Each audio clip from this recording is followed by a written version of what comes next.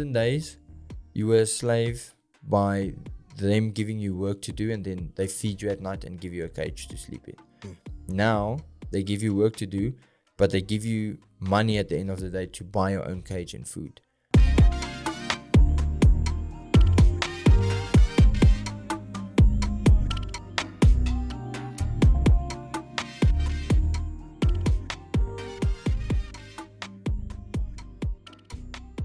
Hey, what's up guys? This is Nqobile Tembane from Top Traders South Africa, and I'm bringing you guys another installment of Market Masters, where I sit down with the most prominent and talented traders in the game, and you guys know I'll just bring great traders for you to come and learn from. And a big shout out to our sponsor OctaFX, which you guys will hear about later in the video. Yeah, and today I've got a very esteemed guest. I've got Henry Ackhurst. No, I said it wrong. Ackhurst. Hi, how you doing? Good on you, man. Nah, that's great. Thank you so much for coming out. No, thank you for having me. Yeah. We actually met a couple of days back. Henry was like, "Hey, can I just pop by quickly?" And only to find out that we're not far from each other, actually. So that was really cool. Yeah. Yeah, I had great conversation, and yeah, it's such a stand-up guy, and I'm excited for today's chats as well. Yeah, me too. I think it's going to be a good one. Like I mentioned to you guys, it's a big privilege to be on. So excited. Yeah. Yeah, how you doing? Good, and you? Yeah, no, I am great. I'm great. Yeah, things are good. I know you've been very busy lately. Yes, we've been loaded with some stuff. But I mean, the cool thing about being busy is that it basically gives you more time to do less, and that helps you wind down on stuff you're doing. Yeah. So I mean, especially with business and trading, I think the busier you get, the better you can perform. Yeah, a busy man is a paid man. Yes, have to be. Yeah, no, that's great. Yeah, so today we're here because you're a trader, and I think we're going to get into how the whole market as well, how you trade, where you come from. But we're going to start with a little bit of history, give a little bit, because people might not know who you are, so we just want people to get to know you. I want to get to know you as well, and then just give us like a bit of background. Who is Henry, and where does Henry come from? Okay, cool. Yeah, so look, I started in matric, started dabbling with trading and stuff, and like I've told you back then, the reason we started trading was someone said that you could buy a robot, and I know robots are big now, but back then it wasn't. Yeah. You could buy a robot that could produce you $5,000 a week if you invest like $100. And me and one of my best mates thought, yes, well, this is a surefire way to get rich. And we wanted to do it, and we decided, no, we're going to invest in this, but we didn't have the money. So at the end of the day, we never bought a robot, which I'm very thankful for now. Yeah. But we went to varsity and started experimenting with ways to make money. And we met someone upstairs in our apartment that basically he was trading. So he was a young guy driving a BMW, and we were all like, yes, what does he do? Either drugs or he does something. And basically he told us, no, he trades. He invited us down to his flat one night and said he'll fund an account for us and he'll trade it. And there was a news event happening. I'm not sure what event it was. And he traded this event with $1,000 and made 3 for us. So we took that, and we took that 3,000. He gave us like an ebook, a course.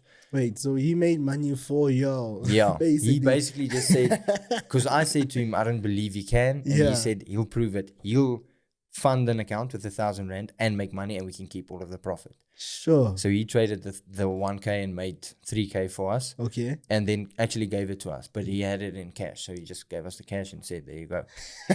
gave us a course. Yeah.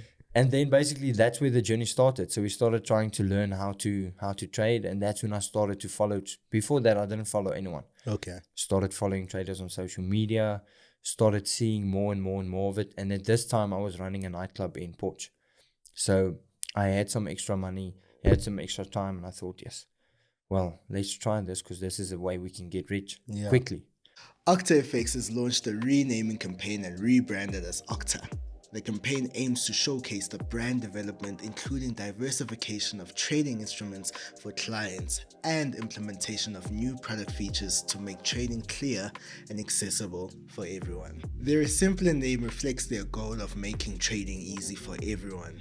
This change is also part of a larger transformation as a financial service, as they wish to stay ahead in the fintech industry. Now, don't be afraid. your account won't be affected by the campaign renaming.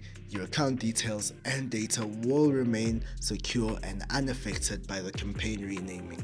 Your information is confidential and is handled with the utmost care, as always. To celebrate Octa renaming, I'm going to give you the TTSA promo code TOPTRADER for 100% bonus to your deposit. The link is in the description. Trading made clear with Octa. Yeah. Is what I thought. So you were studying and running the nightclub as well? Yeah. So I worked part-time there. Okay. Ran the nightclub and then studied as well. Yeah, what were you studying? Sports science. Sports science. Yeah. Okay. Yeah, I didn't know what to study, and then I decided to study sports science, which was a big mistake. But Really?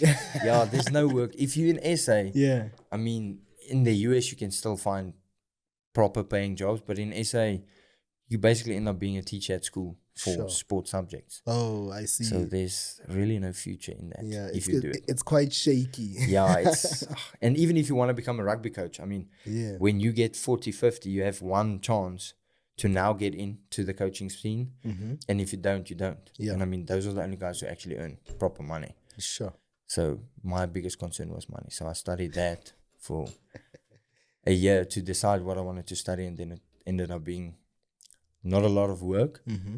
And I could focus on trading and running the nightclub. So Yeah. I kept at it instead of transitioning into something else, Okay. and basically just wasted money and time.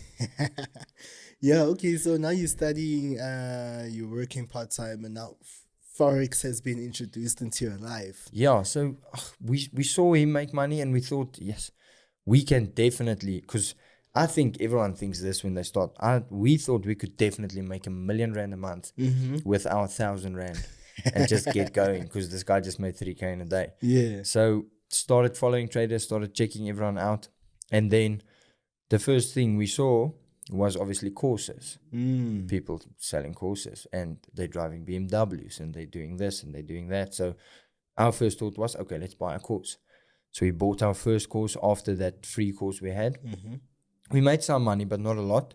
Bought a course, then lost money after the first course. Then we thought, no, it's just the wrong course, like everyone else does. Then we bought another course and another course. And eventually I've spent probably well over 60,000 Rand on Forex courses. Sure. Easy. Yeah. Easy. And every time I bought a new course, I came back more confused, didn't know what I was doing. Yeah. Because I was mixing all of it. Yeah. And at the end of the day, I never made money from any of the courses that I bought. And it just didn't help. But we kept at it. And then after school, or after varsity, however, I decided we're going to go full-time into trading. And we were doing well.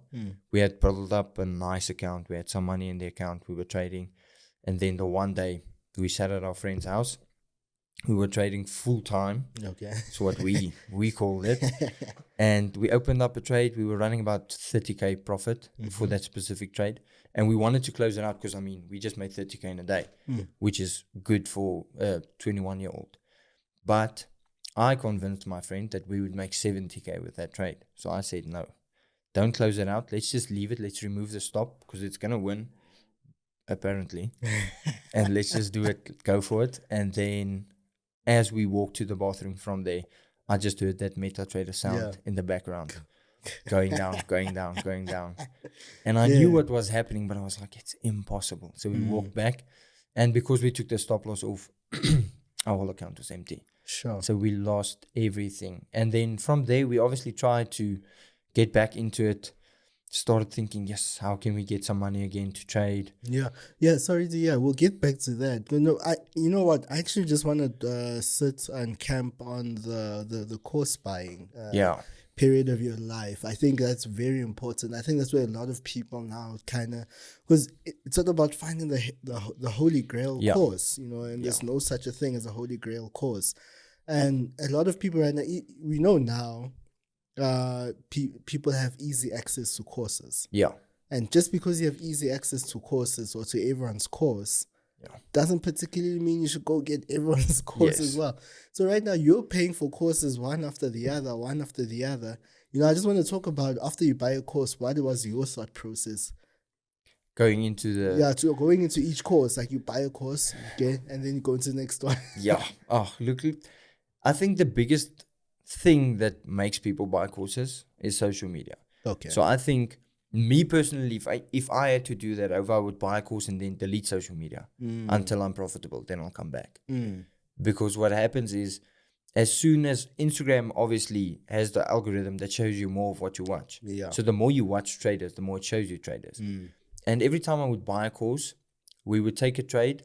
And this is the other thing. When I bought a course, we would run through it as quickly as possible because we want to learn how to trade tomorrow. Oh, so you run see. through it, you skip some of the videos because you already know how support and resistance works and trend line. So you just want to see they always, I don't know why, they always have this title on a specific video that's the Holy Grail or the full setup or whatever, which is the big video that shows you how to do everything. Yeah. So I'd always skip to that, watch that video, and then immediately after that, go look for a trade. Do you think you did yourself an injustice in terms of skipping stuff during each course? Yeah, definitely. Because I even think bad courses, if you watch the whole thing, you'll understand the thought process. Okay. And if you understand the thought process, you'll know if it's going to work or not. Yeah.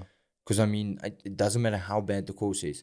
If you see what they do from step A to step Z, you will know if it's going to work or not. Because you can see, no, man, this guy's just doing the basics that I already know. Okay. And you probably won't buy another course then. Because then you see, okay, this guy taught me the same as this. Why would I buy another one?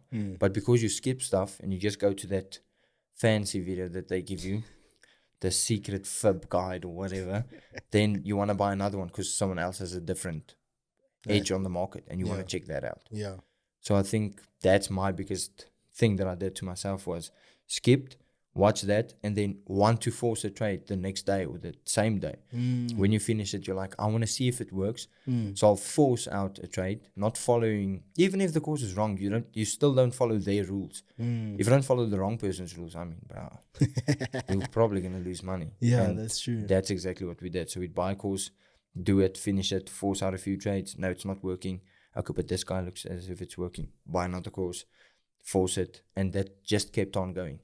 And the more we would buy courses, the more we thought it's because we're buying the cheap ones, so buy the more expensive ones, just to find out most of the expensive courses have less info than the cheap ones, because the cheap guys are probably new on the scene, so they put in more effort for you to get on. The expensive guys are making a killing. I mean, they don't care, so they just run it up, whatever they want to charge, 15K for the course, and they have a few pre-recorded videos, and there you go. Yeah. What's the most expensive course you've bought? I think probably 20K. 20K? Yeah, for one single course. For one single course? And that was probably the worst course I ever bought. You lie. No, I promise you. It's all of the basics. Okay. Just broken up into smaller pieces. So like support and resistance will be support and resistance, and then psychological levels, which can be one thing. Yeah. And then trend lines, and then counter trend lines, and then so they just made it a bigger course by splitting everything. Instead of explaining everything together, they'll make a video about support and resistance, then psychological, then supply and demand, then trend line, then counter trend line, then fib, and then a separate video for fib extension. So I mean, it's all of the knowledge you already have just mixed up into a big course. Yeah. And it doesn't help you at all because it's just the basics. You know, you're somewhat of a course buying expert right look, now. if you want to know if a course is going to work, you can ask me. I probably bought it, so I mean, I'll be able to tell you. Yeah. Okay, so you so the 20K you spent on the course, and then why did you feel like it didn't work? Did it work for you? Yes. No, it no, did not. it Why did didn't you work. feel like that? Because right now we're saying that every course kind of works. That's the thing. Yeah. I think it's because you're not committed to giving it a chance. I mean, if you lose 4 trades on a course, it doesn't mean it doesn't work. You just lost 4 trades. Even if you have a 50% win rate, you can still win if your risk to reward's fine. So we just didn't give it enough time, first of all, and we wanted to jump from the one to the other and mix courses. I mean, I would apply everything that I learned from everyone into one big course and then put it all together. So that also, it doesn't work because you don't work. It's not necessary that the courses don't work. It's just you don't give them enough time or patience.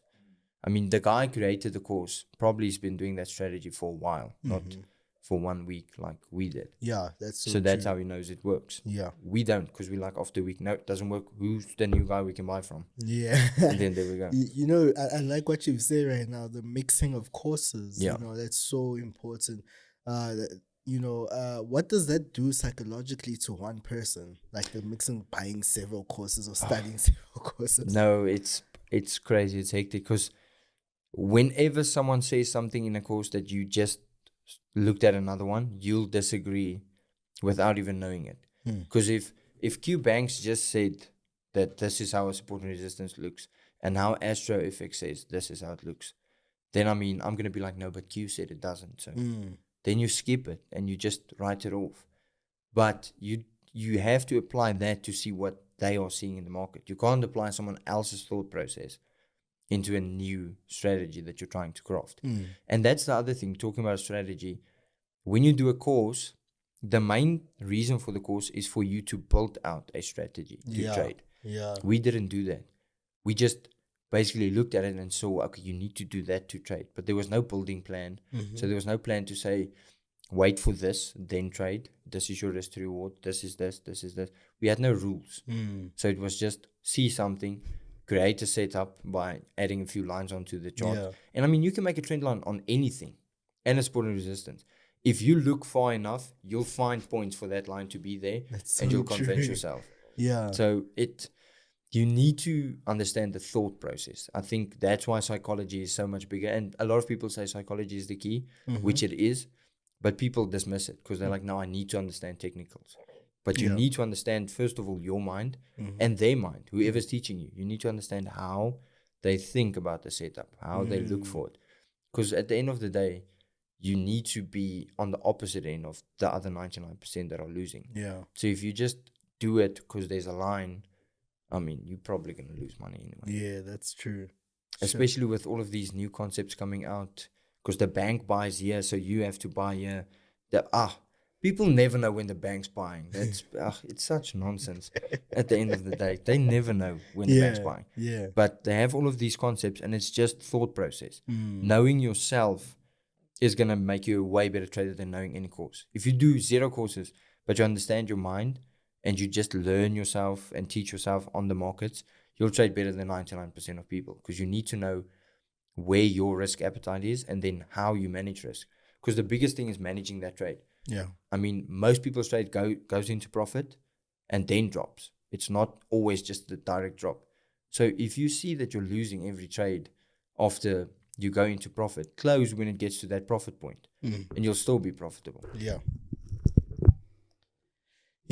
Okay, now we're getting into it. So let's get back to that story. Yeah, because this course buying thing, everyone's just chasing the latest thing, and it's frustrating. It is. Especially it's frustrating to watch from the sidelines as to how everyone now is like chasing the new and it's not about the strategy, because people want to buy they want to buy a strategy, and like, what's the strategy going to do for you? You know, when you buy a course, it shouldn't be about the strategy. It should be about all the information that's within the course for you to be able to learn and you know, widen your horizon. Yeah. And also, I think we did that. Can you just pull the mic to you? we basically did that. We didn't buy a course or a strategy. We bought the lifestyle. Oh. We would see Jason Noah driving a fancy car and be like, we want that. So whoever else has a fancy car, let's buy their course, because if they can drive that car, we can trade like them. But that's not the case,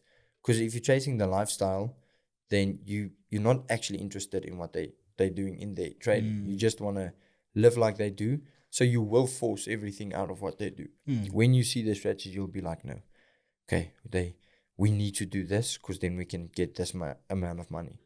But if you just focus on getting a strategy that wins and doing it incrementally, so just 5% a month, 10% a month, whatever, not 500% a day, I think you'll win on any strategy, even if it's not someone that's very knowledgeable, because you'll figure it out by testing it. Yeah, sure.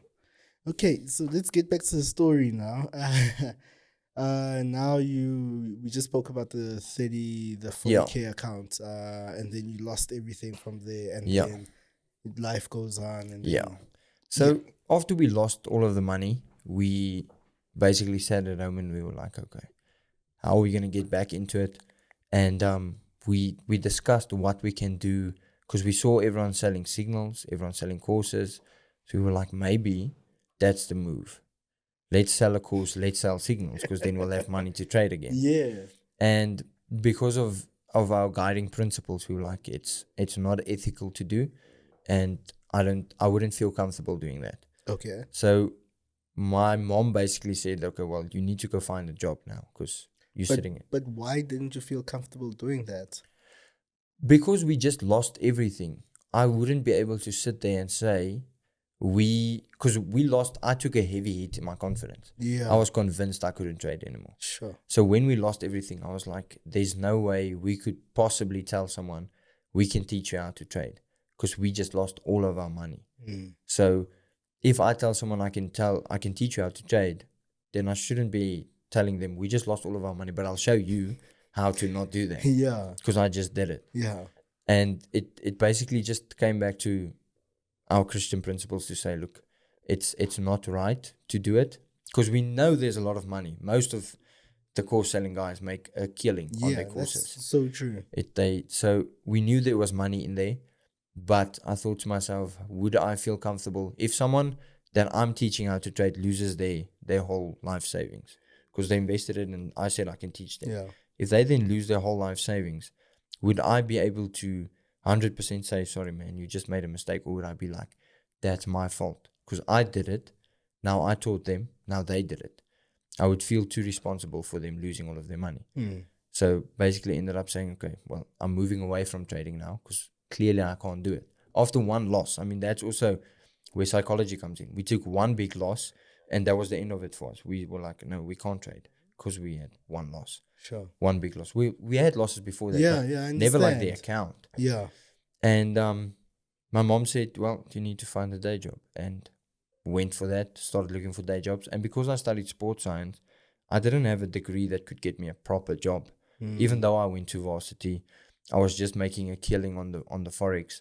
And now all of a sudden I have zero money. I have nothing. So applied for jobs and eventually got a job. They called it a supervisor. Okay. At a warehouse. Yeah. But at the end of the day, I was just packing boxes with the rest of the people. I was the supervisor, but you were supervisor of packing the boxes. So I mean, I was supervising the tape. Yeah. So I basically went for that job, earned like 7K a month, which is nothing. I mean, you can't do anything on that. I had to move in with my grandparents to be able to stay somewhere. And I didn't even have money for fuel most of the time. Like I would have to ask them, can you please give me money for fuel? Because after a week, 7K is gone. Yeah. I mean, you can't buy much with 7,000 Rand. So got there, still didn't want to trade, started working there. And then I saw the mentality of other people. That was my biggest shift, was seeing how other people in those situations, in those day jobs, how they think and how they operate. Because they were all satisfied. They were like, we're only earning 7K, but I mean, that's life. Not everyone can earn more, which I heavily disagree with. I don't care where you're from any place in the country with any amount of money. I believe you can make more money than everyone around you. So we didn't see eye to eye on things because they were like, you have to just stick. Because I used to speak to people about this, but have you traded? Have you tried business? Have you done this? And they're all like, no, that's not for us. We meant to be here, do a day job. And I disagreed so much with it that I couldn't get it over. So we just kept talking about it. And eventually at work, we had a group of people who started trading again. So we were all trading again and tried to start businesses. And that's when it clicked for me where I was like, I can't stop. I want to because I just lost everything, but I can't. I physically cannot just give up on the dream of becoming financially free. Yeah. Even though I just lost everything. Yeah. And that's where everything turned around again. We started investing back into trading, but this time we didn't buy a course ever again. Okay. Because we had a bunch of courses. We just basically started looking at the markets, seeing what we could see. We didn't even revise any course again. So I looked at nothing. I just started opening the charts in the morning, looking at the daily 4 hour, 1 hour and 15 minutes and just try to see what can I see and predict it. And then I would say, okay, well, we'll have a move here or there and then wait for the end of the day. What happened? And then as I did that, I figured out what my edge is and what I'm comfortable with looking at on the charts. And that's where I crafted my strategy from. From there, I could then trade again. Because also now that I had a day job, even though I didn't make a lot of money, Mm-hmm. I wasn't reliant on the Forex money. So it was the thing to get me out of there, but I could trade with more patience because I was like, oh, if you earn 7K and you make 1,000 Rand extra, bro, it's like having R1,000,000 because 7K buys you nothing. Now you have a grand extra. Yeah. So I was just focused on making a bit of money every week. And that was where I was finally at the point where I could say, okay, now I enjoy trading. Yeah. Because even when we were making money, I didn't enjoy it because we were still chasing a better strategy. We were making money, but because I saw people making 100K a month, I was like, we need to get better, so we need to buy more courses. And now for the first time ever, I was like, I don't need to buy anyone's course ever again. Yeah. And we didn't. Yeah, I actually want to touch on that because you find a lot of people find themselves in that position of losing everything, Yeah. like find themselves losing money, or let me just say blowing an account, not losing everything, but blowing so much money that they give up on Forex, that they can't even, bear the thought or the idea of opening a chart again. And it happens to so many people. So I think just that whole process of after losing everything, and I think for the viewers, they also need to bear in mind is that when you got back into it, you already had that knowledge from then. Yeah. So you just decided not to open a course. Yeah. You opened the chart. Yeah. Because you had the knowledge already. Yeah. But didn't you feel like when you were getting back into it, didn't you feel like at that point you wanted to start all over again with a course? Just do one of the courses? I did. So I thought, yes, let me pick one course. Yeah. And then, because at the start, whenever I would look at the chart, I would want to throw up. After I lost all of that money, when I looked at a chart, I would get sick. I would be like, I can't do this. And then when that feeling started to go away, I started looking at the charts just to get used to it. It sounds stupid, but I would just open the chart and predict in my head what's going to happen and then see it happen on the 1 minute chart. Okay. And then I was like, okay, well, maybe you can still do this. Then I wanted to do one of the courses again. So I looked at all of the courses we bought and I thought, which one do I think would give me the highest probability of success if I started doing it again? And as I did that math in my head, looking at this one, I'm like, yeah, but this guy drives this. Okay, this guy makes this. I realized that there's no way the courses were going to help me because I look at it in terms of lifestyle. I don't look at what's in the course. Yeah. And because that's my mindset, not everyone's like that, but because that's my mindset, I knew that it's the wrong move. I can't possibly do a course again because if I do a course again, then I'm going to look at it and be like, who makes the most money? I'm going to do their course. Yeah. And that's why I decided to not do it. Because if I focused on my lifestyle, I was only making 7 grand a month. So if I were like, how do I match 7 grand? That's a lot easier than saying, how do I buy a Ferrari like Q Banks? Just matching 7K is a lot easier. So I knew I had the knowledge. And I knew if I looked at the charts enough every single day, I would figure it out, even if I didn't have knowledge prior to that. Even if you just look at the charts every single day, try and see what's going to happen, multiple time frames, you'll eventually figure out how to do it. It's just about, it takes more time than you think. It's not going to happen when you buy your signal package or your course. It just takes time in the market. And I think that's the easiest way for anyone to start, at least. If you just have 1K to trade, you're probably not going to make a lot of money. So, I mean, why don't you just take your 1K and trade on your own? Figure it out. Because you're going to blow it whether you buy a course or not.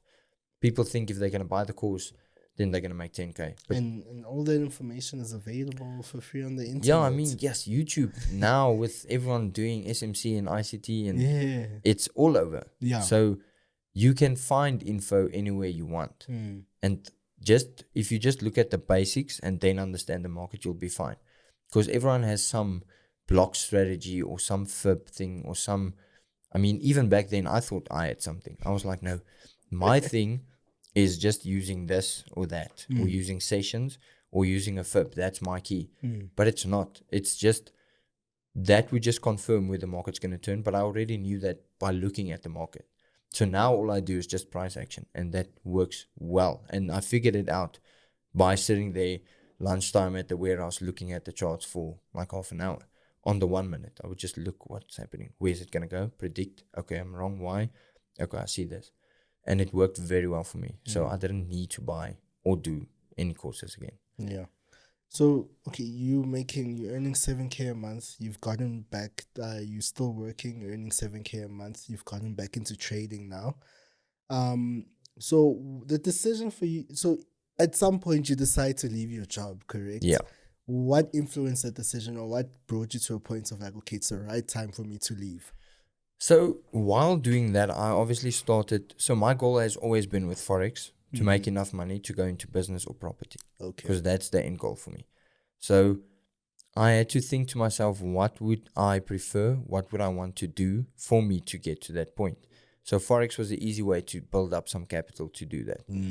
So I started a business as well, a marketing business, running with my Forex, because I wanted to test the two against each other, which one makes more. And the business immediately made more money than the Forex, immediately, because it's easier. It's a transaction. Oh yeah. And you can rely, and it sounds bad, but you can rely on other people's emotions to make money. Forex, you rely on your own emotions to make money. Business, you rely on other people's. So if you know how to use their emotions, you can make money. And that's what I figured out in the business sense. I was like, okay, well, now it's not just me. If I can provide someone something that really makes them happy, really makes them excited, they will buy it and I will make money from it. So I decided to do that. And I had both of these running against each other. And that's when I decided, yes, maybe I should go full time. But the thought of that kept me back again. So after this job, I actually went for another one. Yeah. I had to move on and get a new job. And I thought to myself, well, I've leveled up a bit. I don't want to earn 7K anymore because I'm making more with the Forex and the business. Okay. But I don't want to leave it because I'm scared. Because the last time I did, I lost all of my money. So basically got a new job after that. More in a sales position, because then I had more time and I could do more Forex and business stuff. And I moved on to that job. And that's where only at the second job did my trading and my business really start to take off. Okay. And it really started doing well and better. And I had extra money because now I was earning more, still not a lot, but earning more there. So I could risk more in my Forex. Okay. And this was before prop firms and stuff. So I mean, you had to still trade with your own capital. So I was still making 3 or 4% a day whenever I had a trade, but I also didn't trade every day because of my job. And I think that helped me a lot, because if you sit at home and you're a full-time trader from 10K account, which is stupid, then you will want to trade every day because you're not busy. So you're looking at the charts the whole time. You're watching the news. If I remember, I used to watch trader stories and see them post a setup. If they post a setup, it's already too late. But I would see them post a setup, go onto the chart, convince myself I can still enter, and then force a trade. I wasn't even looking at the charts, but now I want to trade because they are. Yeah. And having a day job blocked me from doing that. Okay. So that's why I would say, unless you have proper discipline and a lot of money, then you shouldn't be going full-time into trading before you know that you have something else as well. And I also wouldn't go full-time if I don't have a business, because I've done it. And then if you lose your trading account, you lose everything. This time around, I had a business and day job and trading. So trading was becoming more of a, if I need extra money, I can make it here, than I need to make money here because I need to survive. Yeah. And that's when it became fun, and that's when I could learn faster, because now I did not have to do a trade, so I could even just mark it on TradingView and watch it play out. And the confidence that builds when you market trade on, but you're not serious about it, and it still works out, that's when you get real confidence, when you're like, okay, now I know what I'm doing. And then you can start risking more. Yeah. Okay. So, what was the account size while you were still like, because you moved from the one job, you got the other job, and you said that now you could fund a bit more. Yeah. Like, because you know why I'm asking this question, because you'll find that there are people who are still at their jobs who are considering the fact, hey, I'm not sure yet about what to do. Because some people see Forex and they're like, okay, I'm going to do this Forex thing. I'm going to quit my job and whatnot. And I never recommend that. I'm going to say, stay, like we had someone say, that make your annual income twice over and then go quit your job. And then you know you've got 2 years to get Forex right. But I'm asking to you, putting this question towards you right now, because especially in terms of account size, because you find that somebody's at work right now, they're earning 15K a month, 20K a month, but as to how much to allocate to the account as well. Yeah. Like, how does one actually decide that what's a decent amount of money to trade right now and just make a little bit of extra income? So I worked on percentage because I looked at actual hedge funds and what Forex gurus pitch you on is the lifestyle. What hedge funds pitch you on is the percentage growth of your money. So they just compare that to the bank. They just like, the bank gives you 9%, we give you 11. You pick. And people go to hedge funds, obviously. No one leaves all of their money in the bank. So when I saw that, it basically clicked something in my head where I was like, if I focus on trading like a hedge fund in terms of growth, then I'm going to already make more money than the bank. So then it's safe for me to say, and I don't recommend doing this, but then it's safe for me to say, put your whole salary in, because you're earning more interest there than you would in the bank. So you can still withdraw it if you need to use it, but that means your risk is a lot lower because you trade lower. Because I just want to make 11% a year on my salary. So when I put it in, I'm not going to risk 50% of my salary. I'll risk 1% for 3%. Because I mean, if you do that 4 days in a row, you already made 11% for the year. So I started looking at it that way, and I basically put an account together of 20 grand. So I put 20K into an account, and I traded on I physically risked 2% per trade. And I never put more than 4 trades in a single week. So I put 2% risk, and then my risk was usually 1 to 3. So I could make 6% on a trade. And I usually stopped it out earlier because I set myself so hard on the fact that I wanted to make 11% a year, that it's ridiculously easy to make 11% a year. So when I had a trade do 4%, I could close it out without being concerned about, no, but I'm going to miss the TP, because I don't care about the TP, because I just want to make 11% for the year. And that's when my trading completely turned around. Because I mean, if I'm comfortable with closing a trade out at 4%, you know how easy it is to take 10 4% trades a month. That's 40%. So I mean, it was a lot easier for me to grow that way, because I wasn't concerned with making the 20K in the first month. I was concerned with making 11% over a year on my salary. And as that grew, I put more of my salary in. Every month I would be like, okay, now I can put 30% of my salary in. Because I also knew I could pull it out at any time, because I wasn't going to risk 50%. If I'm just risking 1% and I want to pull the rest out, I can. So that's basically how I set it up for myself to just get to the point where I'm growing, and that really worked. Sure, that's smart. Yeah. And especially for somebody who's still working and is undecided whether they should pursue a career in trading. And we were sitting with some people the other day. They're like, I want to learn how to trade. I'm like, but respect trading. Respected in the sense of, as of though you are going to study to be a doctor or a lawyer. This thing takes time. It takes so much time and patience. There's a reason that hedge funds don't hire people because they appear on Instagram that they can trade.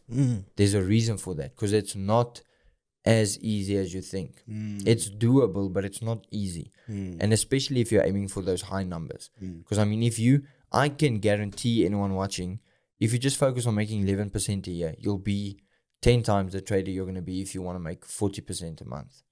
Like, it's a fact, because you're not concerned with making a lot.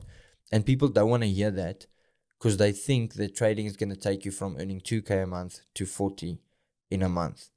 And I don't think it was invented for that. I think it was invented just to get more income than the bank is giving you on your money. And that's why I was comfortable with putting my salary away into a trading account instead of the bank account, because I could still pull it, but now I can make more on that money than I would in the bank. Yeah, that's true. That's so true. I just think that mindset, mindset. And that's the thing I had to work on. And I think that's why I was meant to go work at a day job where I got 7K a month. Sure. Because I understood the value of money a lot more, because now I had nothing. I had to lend money from anyone I could.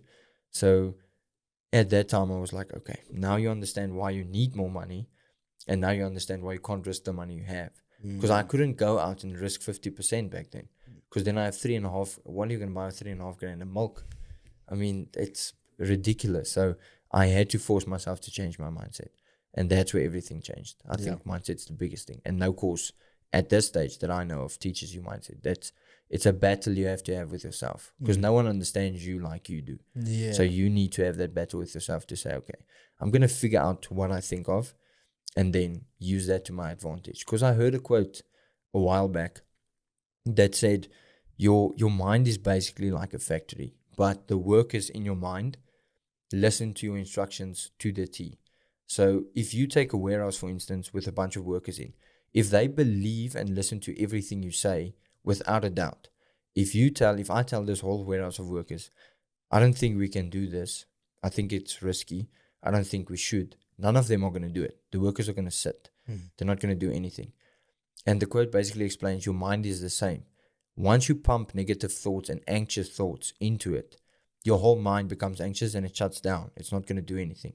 So when you look at trading as well, if your mind is loaded with anxious setups, so setups where you need to make 100K now, where you need to make 10K from this 1K now, your brain basically switches off and your analysis goes with it, because now you're not thinking as clearly as you should, because your mind is like, I don't want to do this because I need to make 10K, but I'm going to lose the 1K.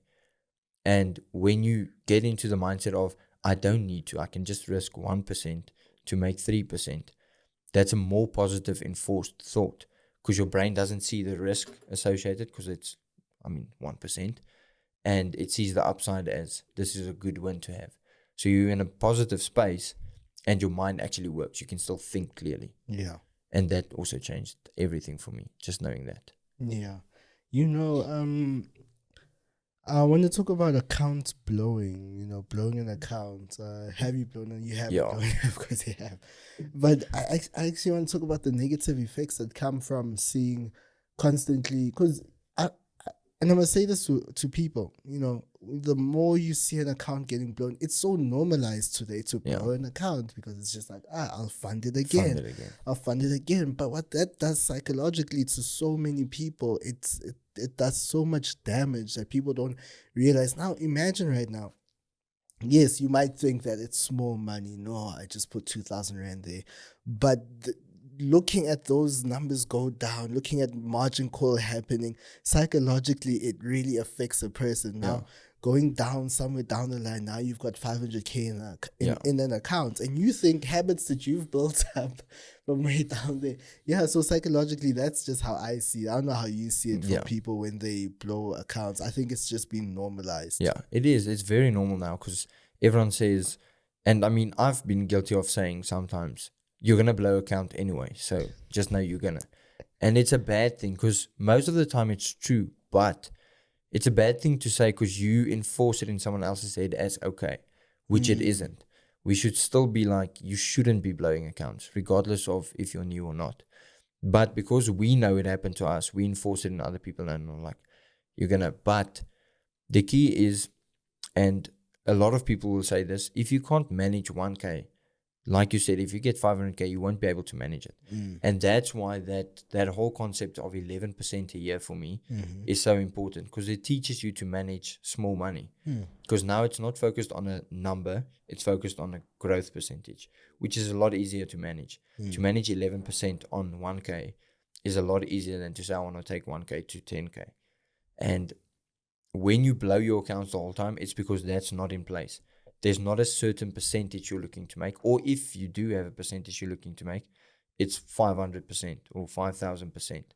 So it becomes a lot more unattainable, and then that's why you blow accounts. And if you keep blowing accounts like we did, that's when the risk factor falls away, because we blew probably 10, 20, 1K accounts before we had that big one. Okay.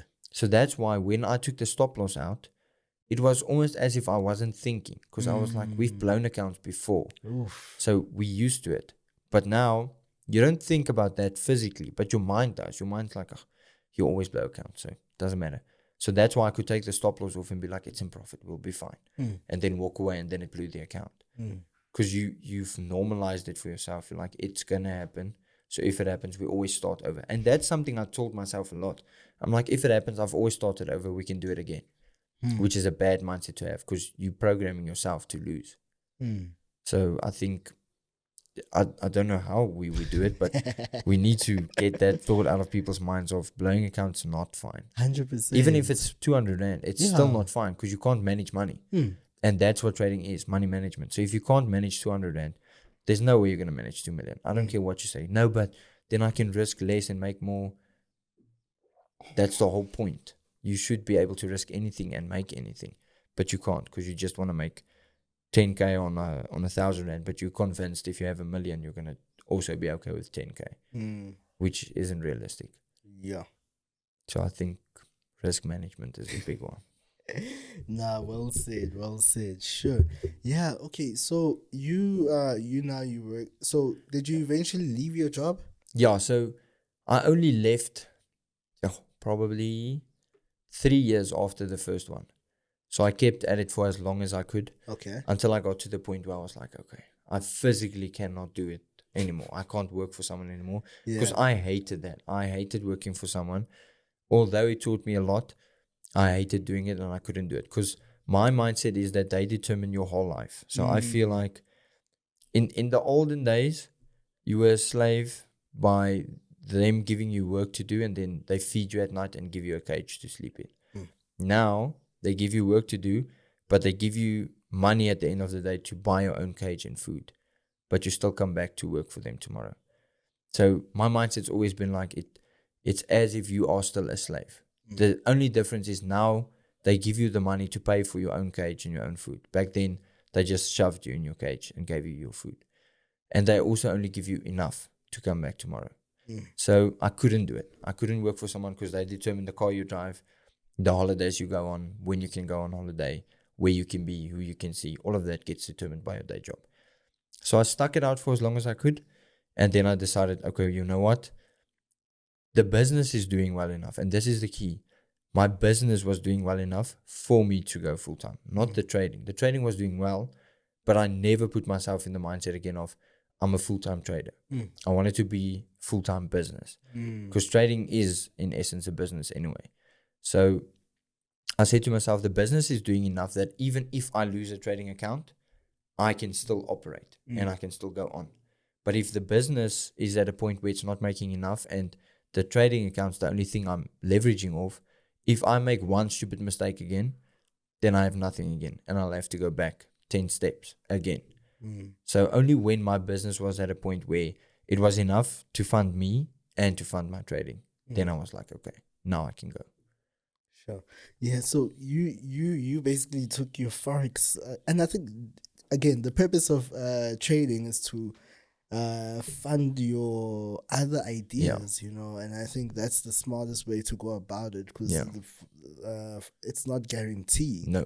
No, not at all. But nothing is guaranteed in life. But I think it's all about probabilities at the end of the day. And I like what you did by taking money, starting a business. And I think that's what a lot of people need to start doing is that when you make money from Forex, business.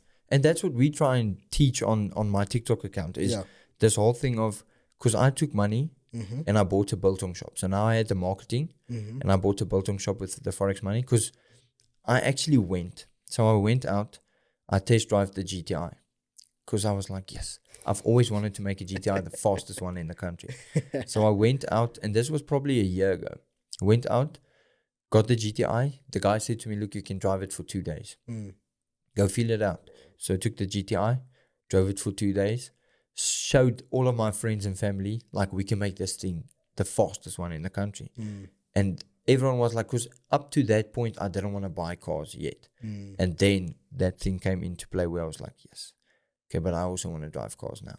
So bought wanted to buy the GTI, and I drove to one of my friend's business complexes because he has his own business. Parked there, he came out, he watched the GTI, he's like, yes, this thing's cool. And just said, I want to go actually show you something. And we walked to his office. As we walked to his office, one of the shops they were open. It was a Biltong shop. And I said, let me just buy Biltong. And as we walked in, this guy told us he wants to sell the shop. And I spoke to him and I was like, okay, for how much? And it wasn't a lot of money. So he said, no, he wants 80K for the Biltong business. And I thought to myself, I'm like, 80K for small Biltong shop's not going to work. So I counter offered him, told him, look, if I buy it for 30K, would you be fine with that? And we negotiated a bit and got to a number that was happy for both of us. And when we got to that number, I decided to not buy the GTI and buy the business instead. Now that took a lot from me to say, I'm not going to buy the flashy car. I'm going to drive the normal car, and I'm going to buy a business that in essence can pay for my GTI tenfold. Because that's the moment I realized that I was at the point where I could say, I would rather have something pay for my GTI than have me work for my GTI. Yeah, 100%. And that's where most traders go wrong. They want to make enough money to buy it cash and then have it and then drive it and then buy the next one cash. But if you invest your Forex money wisely, your business will pay for your lifestyle. And that's when Forex becomes fun. And when it becomes a point where you can say, I just want to make 11% a year, because you don't need that money. Your business is paying for your lifestyle. So most people that trade Forex want the lifestyle. And I think the best way, the most realistic way, is by investing your money into businesses. And I decided to do exactly that. So I didn't buy the GTI. I bought the Biltong business rather. And it gave me a beating at the start. Like, it honestly gave me a beating. I like that. At the start, I would drive past GTIs and be like, bro, you should have bought this GTI because this is nonsense. Oh, yeah. And eventually it came up to the point where it did well enough for me to buy the GTI. But I basically got that whole thing out of my head. But by the time I wanted to buy the GTI again, I was doing well enough mental health wise. I didn't need anyone's approval. I didn't need anyone to see me driving a GTI anymore, because I was now actually running a successful business. So I didn't care. Okay. And I think that's the other thing is, once you reach your level of success, so not everyone's success, your level of success, you care less about what other people think than you care what you think. Yeah. And if you think enough of yourself, I'm running a successful business, I'm making money, I do not need anyone to think I'm making money. They can think I have zero. When I go to the shop, I swipe without asking questions. So when I got to that point, I basically gave over the business to my grandpa and grandma to keep them busy. Okay. Although the goal was to buy the GTI from that, I decided, you know what, I don't need it. I don't care. Gave the business to them, kept a small percentage, and that's when I went full time. When I gave the business over to them, I decided, okay, now it's time to pursue something bigger. And because of my experience in the trucking, transport industry and marketing, I mixed all of that together, and that's where Truck Flow came from. And that's what I started doing then after that, and trading. Yeah. So what are some of the, okay, so now your life, you're trading right now, you're a business owner, which is good. You know, I heard you talking about your businesses the other day, and I like the fact that it has been funded by the trading as well, you know, and also you buying a business as well, you know, and even buying businesses, you know, not all businesses work out. And I myself have registered and started a few businesses which have failed, but life moves on. We continue, we keep it moving. So what are some of the characteristics of a profitable trader? Yes, well, I think the biggest one is patience. Yeah. I think the biggest one is patience. Because if you have that, and I mean, I still struggle with that to this day. Patience is my biggest, because I want things to happen fast at the rate and even in business, I want it to happen at the rate I want it to happen. Yeah. So I think if you want to be a profitable trader, you need to be patient, and also your ego should not rely on other people.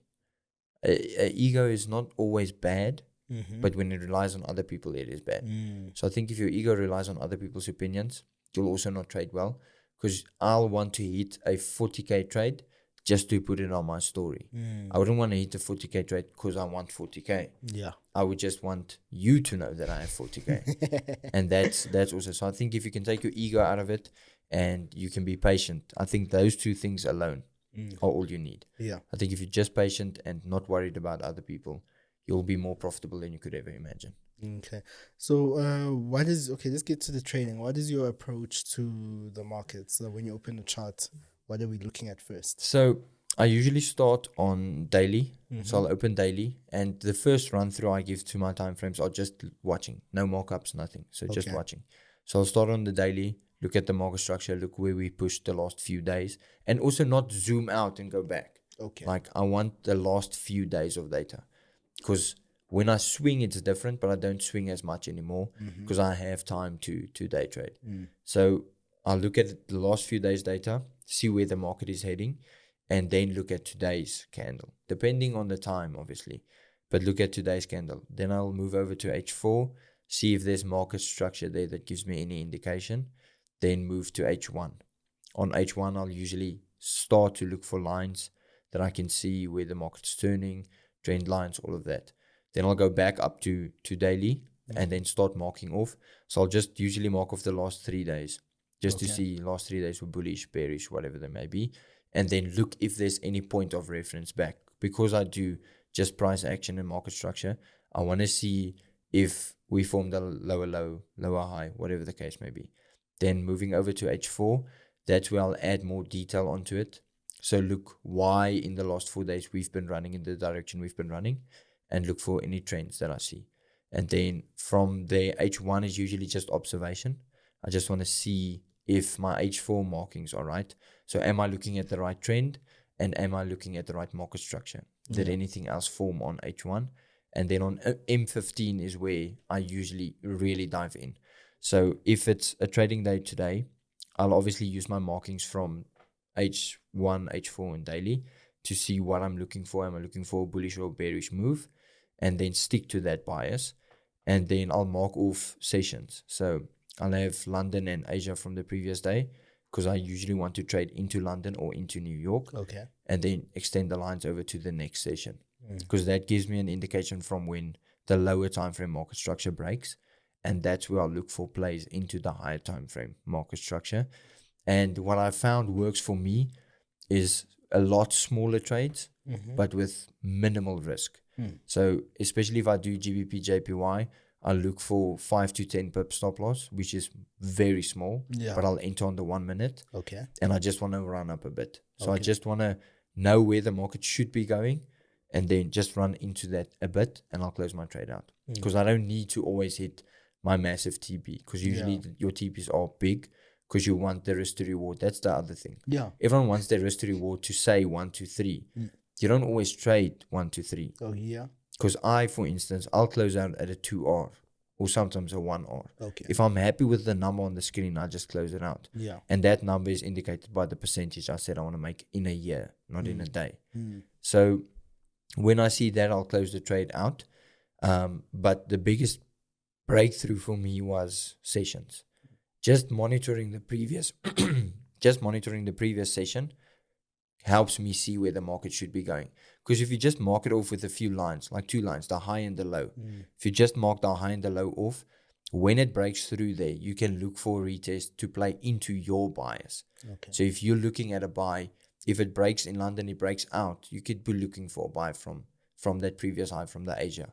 So that for me is where I find all of my setups. And that for me is the best chart setup. If there's nothing else on it except a few lines from H4, H1, and then my session lines, then I'm golden. Then I know what to look for, because I can read into the bias because of the few years of experience that I have now. I know when to enter. I know when the setup looks good or not, and when the break is real of those lines. Because you'll see, if you just go back for a week's data and you mark off the highs and the lows of London session and look what happened in New York, there's a lot of fake outs, obviously. So I think experience plays into when to know if it's a fake out or if it's an actual break and retest. And then I can take the trade from there. So that's my whole setup. Okay. Sure. Simple as I can make it. Break down. Yeah. Yeah. Okay. You just I don't have any more questions, because you just like put it there like it's like this. Hope you guys heard it for yourselves. Yeah, but you don't teach. You don't do No. that. I do, because we get a lot of requests on TikTok, especially, of people wanting to do a course, wanting to have signals, whatever the case may be.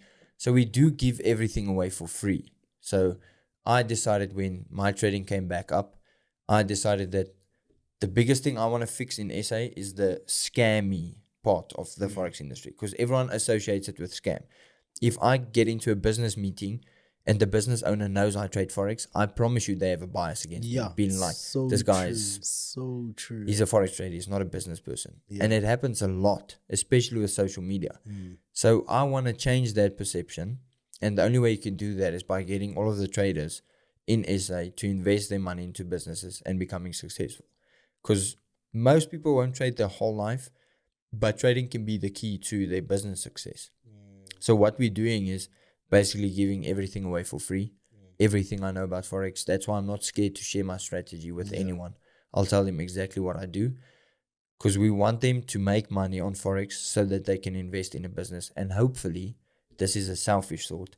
My business can do work with their business and we can both make more money. 100%. So we just give it away for free. I don't feel like charging anything for anything Forex related. But obviously, because we don't have a course, we don't do signals or anything. It's just we give the advice for free. Sure, that's powerful. Yeah. No, that's powerful, and your heart is in the right place. Yeah, no, we need to, because otherwise people are going to buy 10 of my courses and lose all of their money again. Yeah, so what has been your biggest loss that you've taken? Is it that Yeah, one? the big one, it was 90K, give or take, in a day. But it's not particularly, when I refer to biggest loss, I never refer to it as like a monetary term, but just a loss where you felt like you lost. Yeah, I think that day as a whole was my biggest loss, because that day is the day we obviously lost 90K, but on top of that, I lost all of my confidence. I lost my freedom in a sense, because I had to go look for a job. So I think that day changed everything in my life forever. And at that stage, I was also my ego was at an all-time high. And I think the reason I lost everything wasn't necessarily just because of my skill. I think it was something else. Because I was at the point where I thought I was better than everyone. I thought I was the best trader in SA. I thought no one could match me. None of my friends mattered. I was making a lot of money at 21 years old, and I didn't care what anyone said or think. So I basically had to get myself into a position where I'm like, no matter how much money you have or how much success you have, other people will always matter. And that has to be your guiding principle through life, to be like, I would never step on anyone to make money or bring them down for me to make more money. Yeah. And the only way I got there was by losing, basically, I say everything, but I mean, I was 21. I didn't have a house, a car, or well, I had a car, but not a house and a wife. And so when I say lost everything, I lost basically my confidence, my business at that stage, which was trading, and everything else going with that. So that day shocked me into a reality check where I was like, if I ever get to that point again, I would help people get to that point without being the guy who's like, I'm better than you. Let me show you how, because I can do it, you can't. Yeah. Now it's a thing of, let me show you how I do it. And if you do it better, you can show me. Or if you have something else you can show me, then I mean, let's do business together. So that day was probably the biggest loss for me, but I'm forever grateful for that, because after my dad died, I basically said to my mom, look, we lost everything back then, the house, the cars, all of it. And I said to my mom, I'm like, we will never be in this position again. I will make enough money that our family could not possibly lose everything. I'll make enough money that we could not spend it. And that day reinforced that. Not the same day, but after 2 years, thinking back about that day, that was the day it clicked, where I was like, I made this promise to my mom. Now I need to keep it. And I'm not going to keep it by being an egotistical asshole that tells everyone, I don't even know if we can swear this, that tells everyone that I'm better than you, but I'll show you how to do it. And that it changed everything. So I'm grateful for that loss. Sure. Yeah, that's powerful. That's powerful. And your most memorable trade?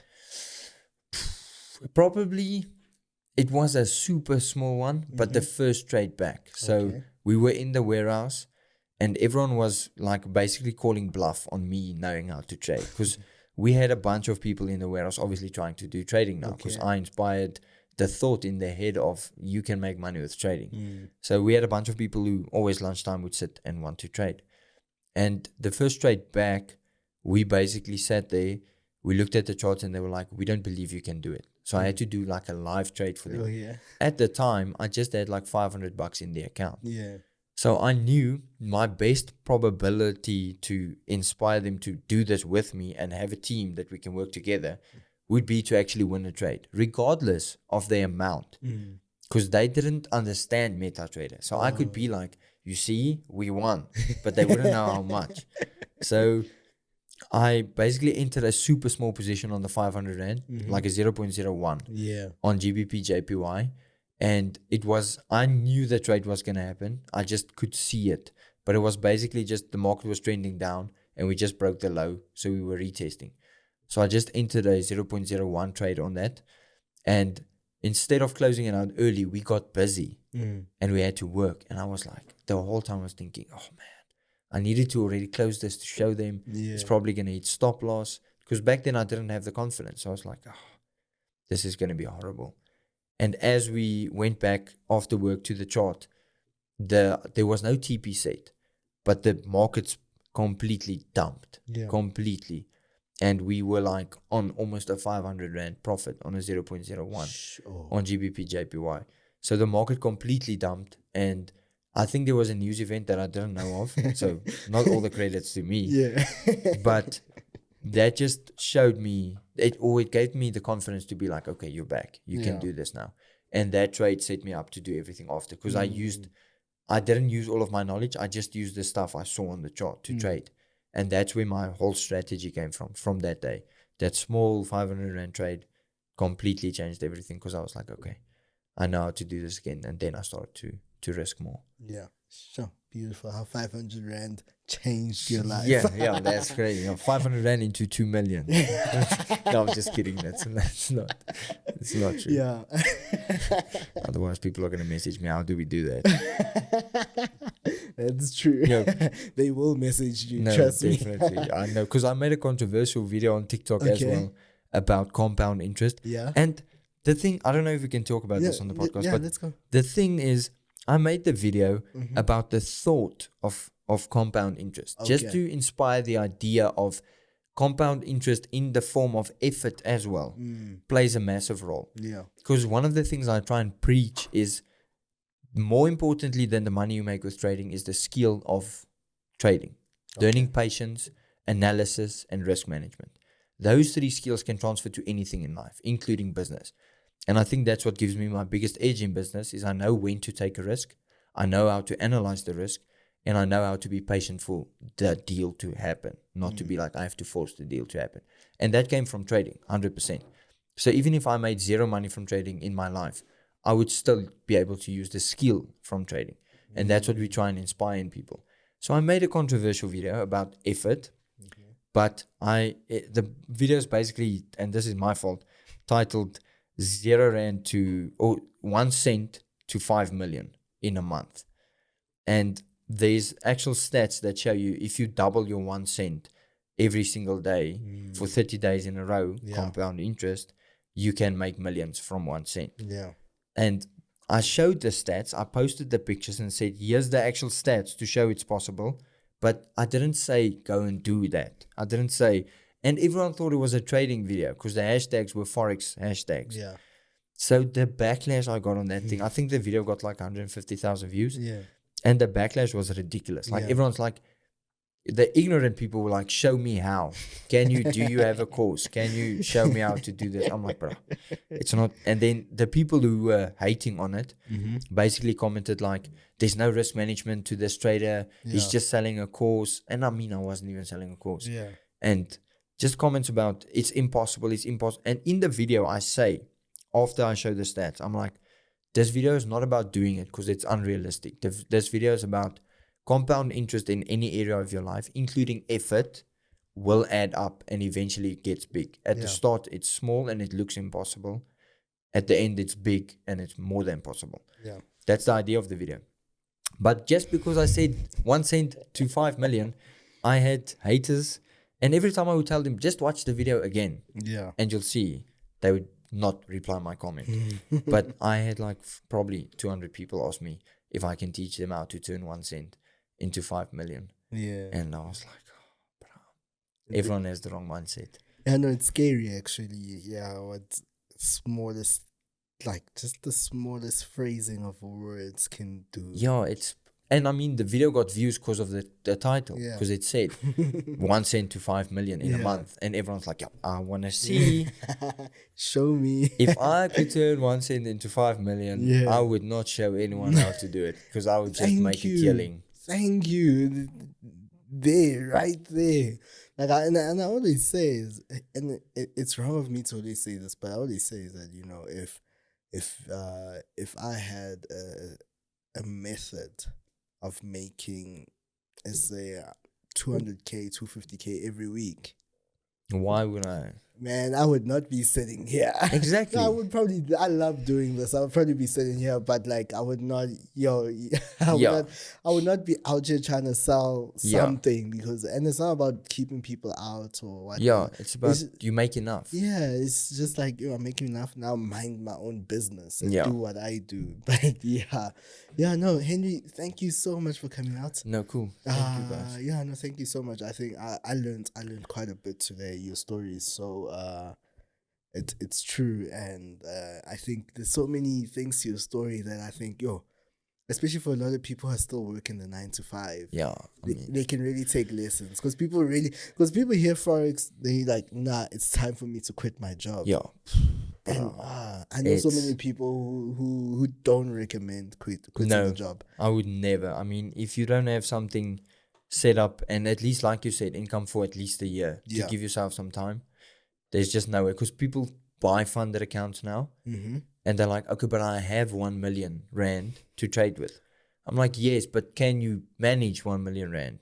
Because you can buy the biggest funded account on earth and quit your day job for it and still lose all of your money. That's true. Because, I mean, they have rules on that. If you have 1 million rand in the bank, there's no rule that says if you spend more than 10K today, we're taking your money back. So I think going full time, especially if it's just trading, and I know a lot of people are going to disagree with me, but if it's just trading, I would never recommend going full time, even if you're making a killing, because you need to reinvest that into something, because you need something that's going to be there for longer than your trading is going to be there. If I want to stop trading now, I can, because I run the business.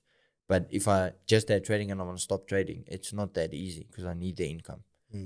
So I think, when you want to quit your 9 to 5, just think about it a bit. Yeah, 100%. No, thank you so much. Cool, I appreciate you coming out.